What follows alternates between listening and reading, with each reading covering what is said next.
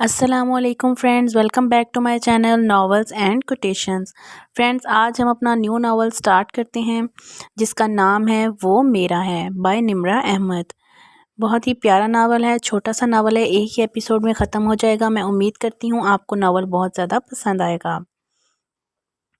تو ہم time waste کیے بغیر ناول سٹارٹ کرتے ہیں۔ دونوں ہاتھ ریلنگ پر جمائے وہ جھک کر ٹیرس سے نیچے دیکھ رہی تھی۔ دور دور تک کالونی میں خاموشی اور اداسی کا راج تھا۔ شام کی نلاہٹ ہر سو اترنے لگی تھی۔ پرندے اپنے گھروں کو لوٹ گئے تھے۔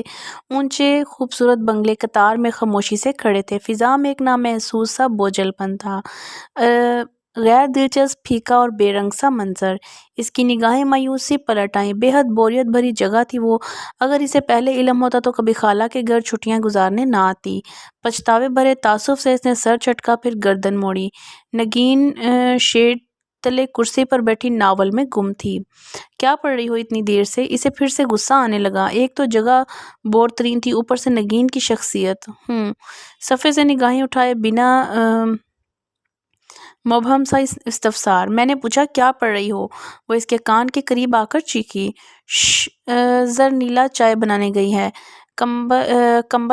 کمیل آیا ہوا ہے۔ شرمیلی مسکان لبوں پر سجائے نگین نے تجسس بھری بے چینی سے صفحہ پلٹا۔ وہ کلس کر رہ گئی۔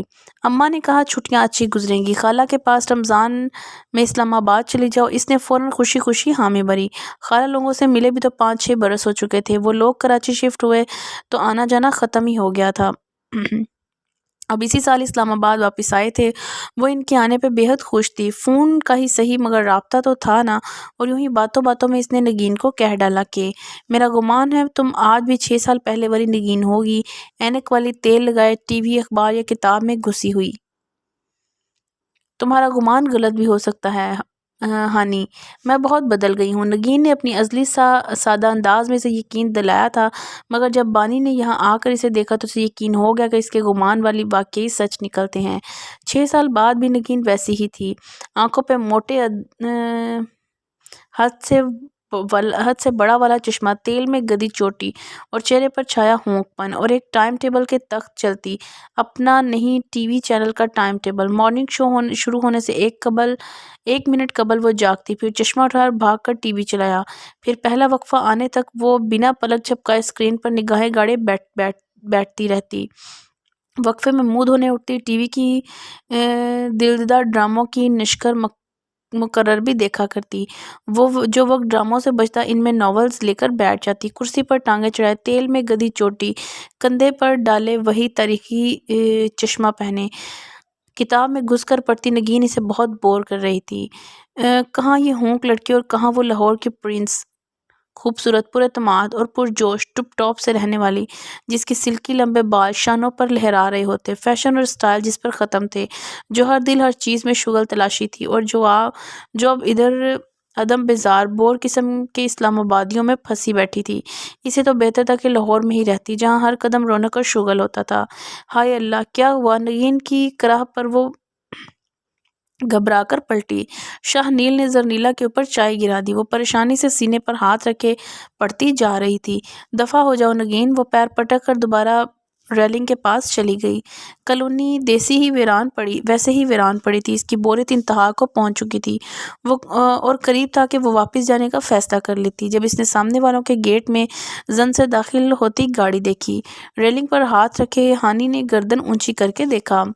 کوئی گاڑی کا دروازہ کھول کر باہر نکل رہا تھا، ایک ہاتھ سے موبائل کان پر لگائے، دوسرے ہاتھ سے لاک میں چابی گھماتا۔ وہ جو بھی تھا بہت ہینڈسم تھا، نیلی جینز پہ سیاہ شرٹ، لمبا قد اور صاف رنگت۔ وہ اب گیٹ بند کرنے واپس پیچھے کو جا رہا تھا، فون بدستور کان سے لگا ہوا تھا۔ اس کے ساتھ ہی گاڑی کے پیچھے دروازے سے ایک گورا نکلا تھا، بلیک وائٹر۔ ہانی کے ذہن میں بے اختیار یہ خیال ابھرا۔ گیٹ بند کر کے وہ اب اندر جا رہا تھا، پھر جب اس نے اپنے پیچھے دروازہ بند کیا تو ہانی نے رکی ہوئی سانس باہر نکالی۔ اف، کتنا ہینڈسم تھا، لیکن ملک دشمن۔ نگین، وہ دوڑ کر اس کے پاس آئی۔ واپس جانے کو سارے پروگرام بھول گئے تھے۔ تم نے اسے دیکھا ہے؟ وہ جوسی 5 میں رہتا ہے۔ ہاں دیکھا ہے۔ نگین کا چہرہ ہنوز کتاب پہ جھکا تھا۔ اچھا کون ہے؟ وہ خوشی بھرے تجسس سے اس کے قریب ہوئی۔ کیسا ہے؟ نگین نے لمحے بھر کو ناول سے سر اٹھایا، پھر ٹھہر ٹھہر کر بتانے لگی۔ بڑا پیارا ہے، سفید رنگت، سلکی بال، بھنوری آنکھیں، اونچا قد، مضبوط جسامت اور یہ لمبی سی دم۔ وہ آنکھیں موندے جو کسی حسین تصویر میں کھوئی ہوئی تھی جھٹکے سے سیدھی ہوئی۔ اس کی دم بھی ہے کہ ہر کتے کی دم ہوتی ہے ہانی۔ کتا؟ کون سا کتا؟ وہ جو سامنے والوں کا ہے۔ ابے میں کتے کی نہیں، اس کے مالک کی بات کر رہی ہوں۔ او اچھا وہ۔ نگین جواب دیتے ہوئے پھر سے پڑھنے لگی تھی۔ وہ کوئی نیا کرایہ دار ہے، ابھی ہفتہ بھر پہلے شفٹ ہوا ہے۔ وہ سفید جرمن شیلفرڈ اسی کا ہے نا؟ سنا ہے انگلینڈ سے آیا ہے، کتا بھی ساتھ ہی لایا ہے۔ چلو پھر اس کے گھر چلتے ہیں۔ وہ کچھ سوچ کر اٹھی۔ نگین نے پہلی دفعہ ناول سے سر اٹھا کر حیرانی سے دیکھا۔ مگر کیوں؟ یہ تم بتاؤ، پہلے تمہاری ناول کی ہیرو سے کیسے ملی تھی؟ وہ زرنیلا کمیل کے گھر بریانی دینے گئی تھی تو بس ہم اس کے گھر بریانی دے کر آتے ہیں، چلو۔ مگر جب زرنیلا گئی تو آگے سے بھاڑ میں گئی تمہاری زرنیلا۔ اس نے غصے سے ناول کھینچا اور بنا دیکھے پیچھے پھینکا۔ سیڑھیوں سے چھوٹو کپڑوں کی گٹریاں اٹھائے وہ آ رہا تھا۔ ناول اس کے سر سے لگا، وہ چیخ کر ساتھ گٹریوں سمیت پیچھے گرا۔ تمہارا ناول تو چیختا بھی ہے۔ ہانی نے مڑ کر دیکھا۔ سامنے کوئی نہیں تھا مگر نگین دیکھ چکی تھی۔ میرا ناول۔ وہ سیڑھیوں کی جانب دوڑی۔ رکو تو وہ پیچھے لپکی۔ سیڑھیوں پہ تینوں گٹریاں اوپر نیچے پڑی تھیں۔ نگین ان کے درمیان ہاتھ مار رہی تھی۔ مر گیا یا بچ گیا؟ بچ گیا۔ اس نے خوشی خوشی کہیں سے کتاب کھینچ نکالی۔ اوہ مار دیتا ہے باجی۔ چھوٹو کہیں اندر کراہ رہا تھا۔ 12 سالہ کام کرنے والا لڑکا۔ اس کی ڈرامہ بازیوں سے وہ اچھی طرح واقف تھی۔ سو نگین نے جھک کر اس کی نبض چیک کی۔ زندہ ہے یہ، اور ہانی اسے ہاتھ سے کھینچ کر نیچے لائی تھی۔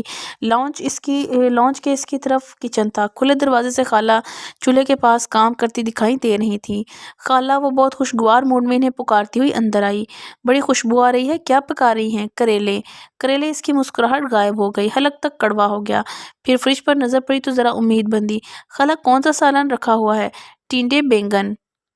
وہ مصروف سی ہانڈی میں چمچ ہلا رہی تھی۔ اب بھلا ٹینڈے میں بینگن ڈال کر کون کھاتا ہے سوائے خالہ کے؟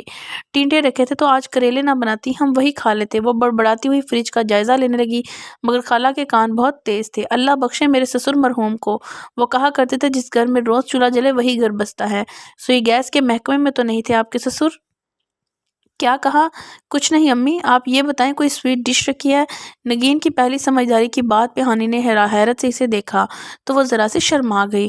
وہ زرنیلا بریانی کے ساتھ کھیر بھی لے کر گئی تھی نا؟ سرگوشی میں بتایا۔ ادھر خالہ شروع ہو چکی تھی۔ سویٹ ڈش کہاں سے آتی؟ صبح سے چینی ختم ہے۔ اللہ بخشے میرے سسر مرحوم کو، وہ کہا کرتے تھے جس گھر میں چینی نہ ہو وہ گھر، اور وہ نگین کو ہاتھ سے پکڑ کر باہر لائی۔ چینی ختم ہے نا، بس ہم اس سے چینی مانگنے جاتے ہیں۔ ہائے اللہ، ہم کوئی مانگنے والیاں ہیں؟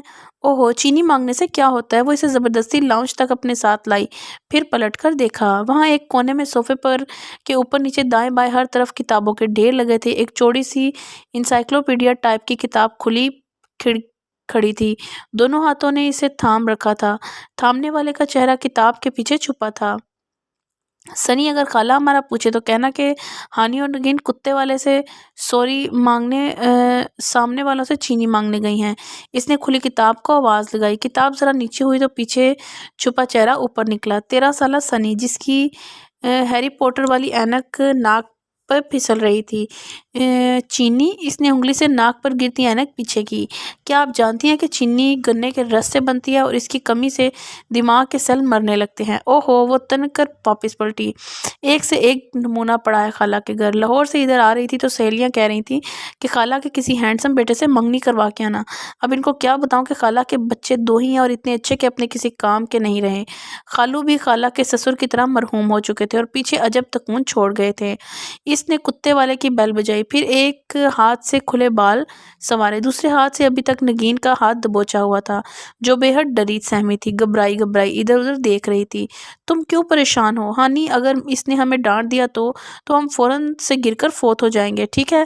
ڈوب مرو نگین، بندہ ہی ہے، کتا تو نہیں کہ کھا جائے گا۔ اور اسی پل کتے کے زور سے بھونکنے کی آواز آئی۔ وہ ڈر کر پیچھے ہٹی۔ Romeo, be quiet. کوئی برآمدے کے دروازے سے نکلتے ہوئے کتے کو نرمی سے ڈانٹ رہا تھا۔ بھونکنے کی آواز فوراً رک گئی۔ واہ کتا تو بڑا رومانٹک رکھا ہے جناب نے رومیو، اس نے بے ساختہ سراہا۔ قدموں کی آواز قریب آئی اور گیٹ تک آیا، پھر دروازہ اندر کو کھلا۔ فرمائیے، وہ اکھڑے اکھڑے تیور لیے سامنے ہوا۔ نگین اس کی کہنی پکڑے بالکل اس کے پیچھے جا چھپی۔ السلام علیکم، ہم سامنے والے گھر سے آئے ہیں۔ پھر وہ دراصل آپ شاید نئے آئے ہیں۔ آپ؟ ہانی نے رک کر سوالیہ آبرو اٹھایا۔ میں فرحاد ہوں اور میں شیرین۔ بے ساختہ لبوں سے پھسلا۔ جی؟ وہ شیرہ بنانا ہے، چینی چاہیے۔ وہ ہڑبڑا کر سنبھلی۔ شیرہ چینی سے بنتا ہے یا گڑ سے؟ نگین نے پیچھے سے سرگوشی کی۔ اس نے چہرے پر مسکراہٹ سجائے زور سے اپنا جوتا نگین کے پاؤں پر رکھا، جواباً دبی دبی سی سسکی۔ سوری میرے پاس چینی نہیں ہے، خشک لہجے میں کہتا گیٹ بند کرنے لگا۔ مگر کیوں؟ لگتے تو آپ اچھے خاصے ویل آف ہیں۔ محترمہ میں میٹھا نہیں کھاتا۔ وہ تو چائے میں کیا ڈالتے ہیں؟ کینڈرل۔ وہ دانت پیس کر بولا۔ سامنے کونے پہ اسٹور ہے، وہاں سے چینی مل جائے گی، اور ساتھ میں اخلاقیات کی کوئی کتاب بھی۔ اور کھٹ سے دروازہ بند کر دیا، پھر زور سے کنڈی چڑھائی۔ کتا پھر سے بھونکنے لگا۔ واؤ، خود فرحاد ہے، کتا رومیہ، مگر رومانس چھو کر نہیں گزرا۔ جہنم میں جائیں میری طرف سے۔ وہ خف چھپانے کو زور زور سے بڑبڑاتی واپس پلٹی۔ میں تمہیں بتانے ہی لگی تھی ہانی، مگر تم نے سنا نہیں۔ کیا؟ نگین کی شرمندہ آواز پہ وہ چونکی۔ یہی کہ جب زرنیلا بنیانی لے کر گئی تھی تو کمیل نے بھی یہی کہا تھا۔ نگین نے بے بسی سے سر جھکا دیا اور پیر پٹک کر آگے بڑھ گئی۔ اس نے الماری کا پٹ کھولا۔ سامنے ہی ایک استری شدہ نیا ریڈی میڈ جوڑا لٹکا ہوا تھا، جدید تراش خراش کا خوبصورت جوڑا۔ ہانی نے حیرت سے پلٹ کر نگین کو دیکھا، جو چہرے کے سامنے کتاب کی آرام دہ کرسی پر جھول رہی تھی۔ اس وقت اس نے سستی سی لون کا پینڈو سا جوڑا زیب تن کر رکھا تھا۔ یہ جوڑا کس کا ہے؟ میرا۔ بنا سر اٹھائے جواب ملا۔ کون لایا ہے؟ اسے یقین نہ تھا کہ نگین کی پسند اتنی زبردست ہو سکتی ہے۔ امی۔ تو پہنتی کیوں نہیں ہو؟ خالہ رشیدہ نے بتایا تھا کہ اس پہ سایہ ہے۔ کیا؟ اس نے گھبرا کر الماری بند کر دی اور دونوں ہاتھ چھاڑے، پھر ایک دم ٹھٹک کر پلٹی۔ یہ خالہ رشیدہ کون ہے؟ پتہ نہیں۔ کتاب پہ سر جھکائے نگین نے شانے اچکائے۔ تو تمہیں کہاں ملی؟ خواب میں۔ میں نے دیکھا کہ ایک بوڑھی خاتون میرے پاس ہے، انہوں نے بتایا کہ ان کا نام خالہ رشیدہ ہے اور یہ کہ ان سارے کپڑوں پہ سایہ ہے، سو میں ان کو نہ پہنا کروں، اس لیے میں نہیں پہنتی۔ بالکل بدھو ہو تم۔ اور جارحانہ انداز میں الماری کی طرف بڑھی، پھر رک گئی۔ کیا پتا واقعی ان پر سایہ ہو، ورنہ خالہ رشیدہ کو کیا شوق تھا نگین کے خواب میں آنے کا۔ وہ آہستہ سے الماری سے پرے کھسک گئی۔ سنو نگین، چند لمحوں بعد اس نے پکارا، تمہارے پڑوسی کے پاس چلتے ہیں۔ پھر؟ اب کیا بہانہ کریں گے؟ تمہاری اس رنگیلا نے اگلا بہانہ کیا کہا تھا؟ زرنیلا۔ نگین نے برا مان کر اسے بتایا۔ جو بھی ہے، مجھے تو بس فرحاد کا نام یاد ہے۔ وہ چت بیڈ پر گر گئی۔ بڑا شاندار بندہ ہے، اس کے ساتھ یہ چھٹیاں بہت اچھی گزریں گی۔ سنو، وہ پرجوش سی ہو کر اٹھ گئی، تمہیں اس کے ساتھ سیٹ نہ کرا دوں؟ توبہ کرو ہانی، کیسے باتیں کرتی ہو؟ وہ اکیلا بندہ پتہ نہیں کون ہے، اور تم؟ اس نے سرخ پڑتے چہرے کے آگے کتاب کر لی۔ اکیلا؟ ہانی نے جیسے کچھ سمجھ کر سر ہلایا۔ وہ اکیلا کیوں رہتا ہے؟ لپک کر کھڑکی کی طرف آئی۔ پردہ ہٹایا تو سامنے اس کا ٹیرس دکھائی دے رہا تھا۔ اس کو اپنے شکوک صحیح ہوتے نظر آ رہے تھے۔ ایک اکیلے بندے کو اتنا بڑا گھر کرائے پہ لینے کی کیا ضرورت تھی؟ صرف ایک پورشن کیوں نہیں لیا اس نے؟ وہ آنکھیں سکیڑے اس کے ٹیرس کو دیکھ رہی تھی۔ مجھے کیوں گمان ہو رہا ہے نگین کہ ضرور کوئی بات ہے، ورنہ اتنا بڑا گھر کوئی کیوں لیتا ہے؟ اس دن بھی ہمیں چینی نہیں دی، کہیں ہم اس کے گھر کے اندر نہ آ جائیں، کہیں کوئی گڑبڑ ضرور ہے۔ تم سن رہی ہو یا نہیں؟ ہاں ہاں، نگین نے گھبرا کر کتاب سے سر اٹھایا۔ تم کہہ رہی ہو کہ اس کی چینی میں گڑبڑ ہے؟ نہیں، گڑبڑ تمہارے دماغ میں ہے۔ اچھا چلو، آج سنی کے پاس ہونے کی خوشی میں خالہ نے جو کھیر بنائی ہے اسے دے کے آتے ہیں، مگر اماں نے تو اس کے لیے بنائی ہے کہ دودھ بچا پڑا تھا، اور اسے کیا پتا کس کے لیے بنائی ہے۔ بس چلو۔ وہ تیزی سے بالوں میں برش کر رہی تھی۔ سنگار میز کے آنے میں اس کا عکس نمایاں تھا۔ کھلتے ہوئے گلابی رنگت کی چوڑی دار آستینوں والا لمبا فراک اور پاجامہ پہنے، سلکی بال، آنکھوں میں کاجل لگائے وہ بہت اچھی لگ رہی تھی۔ اپنی تیاری سے مطمئن ہو کر پلٹی تو نگین ادھر نہیں تھی۔ وہ کدھر گئی؟ وہ سیڑھیاں اتر کر نیچے آئی تو اہن ٹی وی کے سامنے بیٹھی تھی۔ وہ بنا پلکیں جھپکائے اسکرین کو دیکھ رہی تھی۔ ہانی نے گھڑی دیکھی، 8 بج گئے تھے۔ اب نگین سے کچھ کہنا بیکار تھا۔ کونے میں کتابوں کے ڈھیر میں سنی کا سر دکھائی دے رہا تھا۔ اسے یکدم خیال آیا، سنی تم کتنے اچھے ہو۔ وہ خوش دلی سے کہتی اس کے پاس آ کر بیٹھ گئی۔ سنی نے سر اونچا کیا، پھر مشکوک نظروں سے اسے دیکھتے ہوئے انگلی سے ناک پر پھسلتی اینک پیچھے کی۔ سنی، مجھے لگ رہا ہے آج بارش ہوگی، ہے نا؟ مجھے بھی ایسا ہی لگ رہا ہے۔ اس نے بغور ہانی کی بے تکلف مسکراہٹ کو دیکھا۔ عموماً وہ ہر وقت جلی بھنی رہتی تھی۔ مجھے بارشیں بہت پسند ہیں۔ اس نے مزید بے تکلفی بڑھانا چاہیے۔ کیا آپ جانتی ہیں کہ ہر سیکنڈ پورے کرۂ ارض پر جتنی مقدار میں بارش ہوتی ہے اتنا ہی پانی ہر سیکنڈ میں زمین پر بخارات بن کر اٹھ جاتا ہے۔ وہ پیر پٹک کر کھڑی ہو گئی۔ سارا دوستانہ پن ہوا ہو گیا۔ سوچا تھا اسے فرحات کے گھر اپنے ساتھ لے جائے گی، مگر اس گھر میں کوئی نارمل نہیں تھا۔ خالہ مجھے تو بتا دینا، ذرا پڑوس میں جا رہی ہوں۔ سنی نے شانے جھکائے، پھر سے کتاب چہرے کے سامنے کر لی۔ وہ کچن میں آئی، فریج سے کھیر نکالی، پھر ٹرے میں چھوٹے ڈونگے میں ڈال کر سیٹ کی، اوپر پلیٹ رکھی، جالی دار کپڑے سے ڈھکا، ایک نظر خود کو سلیب کے چمکتے ماربل میں دیکھ کر اوکے کیا اور چلی گئی۔ بجلی گئی ہوئی تھی، گیٹ کھلا ہوا تھا، اس کے دونوں ہاتھوں میں ٹرے تھی، سو گیٹ کیسے بجاتی؟ یا پھر تجسس فطرت غالب آ گئی؟ وہ بنا دستک دیے اندر گھس گئی۔ کتا ٹانگیں پسارے سو رہا تھا۔ اس نے شکر ادا کیا۔ برآمدے میں کھلنے والا کھڑکی کا نیم والا دروازہ نیم وا تھا۔ وہ آہستہ سے دبے پاؤں برآمدے کی سیڑھیاں چڑھنے لگی، جب اندر سے آتی آواز نے اس کے قدم روک دیے۔ جی سر، آپ فکر نہ کریں۔ اور پھر ایک جاندار سا کہا، وہ فرحاد ہی تھا۔ ہانی ذرا سی دیوار کی اوٹ میں ہو گئی۔ مجھ پہ بھروسہ رکھیں، میں نے کہا نا، میں بلاسٹ چاند رات کو ہی کروں گا۔ اچھا ہے، عید والے دن لوگوں کے گھر صرف ماتم بچھی ہو تو کتنا مزہ آئے گا۔ ٹرے اس کے ہاتھوں میں لرز گئی، آنکھوں کے سامنے اندھیرا چھانے لگا۔ جی، جب تک آپ کا کام نہ ہو جائے میں پاکستان ہی رہوں گا، جیسے ہی کام ہوگا میں واپس آ جاؤں گا۔ آواز خاموش ہو گئی، شاید اس نے فون بند کر دیا تھا۔ وہ الٹ قدم باہر کو بھاگی، گیٹ کھلا ہی رہ گیا، بند کرنے کا ہوش ہی نہیں رہا۔ بس ایک خیال حواسوں میں چھا گیا، دہشت گرد۔ یقین ہو گیا وہ شخص دہشت گرد تھا، تبھی وہ کہے کہ وہ اکیلا کیوں رہ رہا ہے۔ نہ اس نے اسے آفس وغیرہ جاتے دیکھا اور نہ ہی کسی کو اس کے پاس آتے دیکھا۔ آخر بات وہی نکلی، اسے بم بلاسٹ کرنا تھا۔ کیوں؟ آخر کیوں اس کے گمان سچ نکلے تھے؟ اس نے ٹرے سلیب پر سجی اور پٹکی اور حواس باختہ سی لاؤنج میں آ گئی۔ نگین اس طرح ہتھیلیوں پر چہرہ گرائے ٹی وی سکرین کو دیکھ رہی تھی۔ نگین، وہ دہشت گرد ہے، وہ غیر ملکی ایجنٹ ہے، وہ پاکستان میں دھماکہ کرنے آیا ہے، اسے چاند رات ہی بلاسٹ کرنا ہے۔ نگین نے حیرت سے گردن اس کی جانب موڑی۔ کون؟ وہی 5 والا، وہ کتا۔ اس کا منہ کھل گیا۔ کتا نہیں، اس کا مالک۔ کیا کہہ رہی ہو ہانی؟ نگین کی آنکھیں پھیل گئیں۔ سچ کہہ رہی ہوں، ہو سکتا ہے تمہیں کوئی غلط فہمی ہوئی ہو۔ نہیں، میں نے اپنے گناہگار کانوں سے خود سنا ہے، وہ غیر ملکی دہشت گرد ہے، فون پر اپنے باس سے پلان ڈسکس کر رہا تھا۔ بس اب جلدی سے پولیس کو فون ملاؤ۔ اس نے تپائی پہ ادھر فون سیٹ اٹھا کر گود میں رکھا۔ مگر ہانی، پولیس نے اگر تم سے ثبوت مانگا تو؟ وہ جو زور شور سے نمبر ڈائل کر رہی تھی ڈھیلی پڑ گئی۔ واقعی ثبوت تو اس کے پاس نہیں تھا، لیکن ہمیں اطلاع تو کرنا چاہیے۔ مگر کس بنیاد پر؟ اگر وہ واقعی ٹیررسٹ ہے تو اس کے سورسز پولیس میں بھی ہوں گے اور پولیس کے پاس ہمارا نمبر آ جائے گا۔ پھر کیا کریں؟ ثبوت کیسے اکٹھے کریں؟ اس نے فون پرے کر دیا۔ یہ تو مجھے نہیں پتا، ایک تو دہشت گردوں والا کوئی بھی ڈرامہ آج کل نہیں آ رہا۔ نگین نے مایوسی سے گردن جھکائی، پھر جھٹکے سے اٹھی۔ ڈرامہ؟ وہ میرا ڈرامہ؟ میں تو بھول ہی گئی۔ اس نے تڑپ کر ٹی وی کو دیکھا، مگر اب سکرین پر اشتہارات چل رہے تھے۔ اسے چھوڑو، یہ سوچو کہ اب کرنا کیا ہے۔ کیا کریں؟ دونوں نے چند لمحے ایک دوسرے کو دیکھا، پھر اپنے سر ہاتھوں میں گرا دیے۔ چند لمحے خاموشی کی نظر ہو گئے، پھر ایک جھٹکے سے دونوں نے سر اٹھایا۔ سنی! دونوں ایک ساتھ چیخی۔ کتابوں کے ڈھیر میں بیٹھے سنی نے فوراً کتاب اور منہ کے آگے کر لی۔ سنی اگر پیچھے چست لگا کر دونوں اس کے اطراف میں آ کر بیٹھ گئیں۔ وہ کارپیٹ پہ صوفے کے کنارے سے ٹیک لگائے بیٹھا تھا، کتاب ہنوز چہرے کے سامنے تھی۔ ان کے پکارنے پر کتاب اٹھائی۔ جی، تم کتنے اچھے ہو سنی، کام بتائیں۔ اگر تمہارے پاس کیس مجرم کو گرفتار کروانے کے لیے ثبوت نہ ہو تو تم کیا کرو گے؟ میں اپنے کام سے کام رکھوں گا۔ اس نے پھر کتاب چہرے کے سامنے کر لی۔ سنی، اچھے بائے نہیں ہو تم۔ دیکھو، اگر مجرم کسی کے جان کے در پہ ہو تو بھی کچھ نہیں کرو گے؟ سنی نے کتاب بند کر دی، میز پر رکھی اور پھر انگلی ٹھوڑی پر رکھے اوپر دیکھتے ہوئے سوچنے لگا۔ ہاں، تب میں اسے گرفتار کرواؤں گا، مگر کیسے؟ یاد رکھو کہ تمہارے پاس اس کے خلاف ثبوت نہیں ہے۔ میں اس کی جاسوسی کر کے ثبوت اکٹھے کروں گا۔ ہانی اور نگین نے ایک لمحے ایک دوسرے کو دیکھا اور پھر سنی کو۔ اور یہ جاسوسی کیا ہوتی ہے؟ جاسوسی؟ اس نے ناک پہ پھسلتی اینک پیچھے کی۔ کیا آپ جانتے ہیں کہ جاسوسی اعصاب کا کھیل ہے؟ یہ صرف مثبوت اعصاب سے ہی کھیلا جا سکتا ہے۔ مزید تفصیلات کے لیے طارق اسماعیل ساگر کی کتب ملاحظہ فرمائیں۔ کوئی کتاب پڑھ کر جاسوس نہیں بن سکتا سنی، ایک ٹیچر چاہیے۔ سنی نے مسکرا کر اینک پیچھے کی۔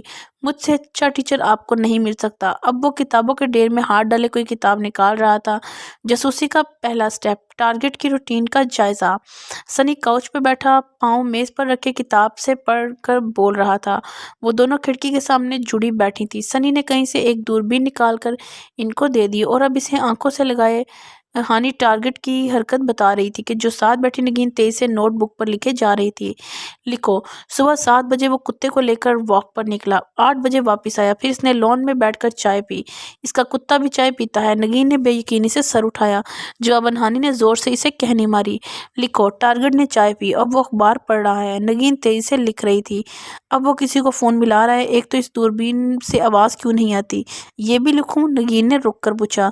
ہانی نے اسے مارنے کے لیے کشن اٹھایا اور وہ دونوں ہاتھ سر پر رکھے نیچے ہوئیں۔ پہلے 3 دنوں میں انہوں نے اس کی روٹین اچھی طرح سمجھ لی۔ وہ صبح واک کے لیے گھر سے نکلتا یا پھر رات کو 8:30 بجے کے قریب۔ پھر رمضان شروع ہو گیا مگر اس کی روٹین برقرار رہی اور اب وہ رات 8 بجے خوب تیار ہو کر گاڑی پر نکل جاتا، پھر رات 11 کے قریب ٹیرس پر موبائل کان سے لگائے ہنس ہنس کر باتیں کرتا دکھائی دیتا۔ 11:30 بجے تک وہ سونے چلا جاتا اور وہ دوربین رکھ دیتی۔ جاسوسی کا دوسرا سٹیپ ٹارگٹ کے جاننے والوں میں سے اس کے متعلق معلومات اکٹھی کرنا۔ سنی کے پڑھائے گئے اسباق ان کے ذہنوں میں مسلسل گھوم رہے تھے۔ وہ جمعیہ روکتی بیزار سی کالونی کے سرے پر بینچ پر بیٹھی تھی۔ نگین قلم اور نوٹ بک تھامے مستعدی سے کھڑی تھی۔ کب آئے گا آخر اس کا اخبار والا؟